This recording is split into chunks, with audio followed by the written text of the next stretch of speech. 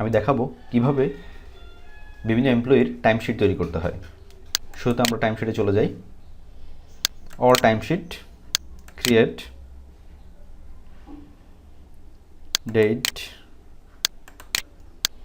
Description, project আমি দেখিয়ে দিচ্ছি সফটওয়্যার ডেভেলপমেন্ট, কারণ টাইমশিট তৈরি করতে গেলে যে কোনো প্রজেক্টের এগেনস্টে আমাকে টাইমশিটটা তৈরি করতে হবে।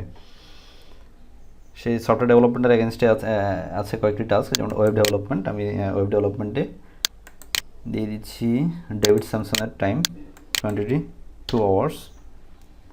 সেভ, আমাদের টাইমশিটটা তৈরি হয়ে গেল।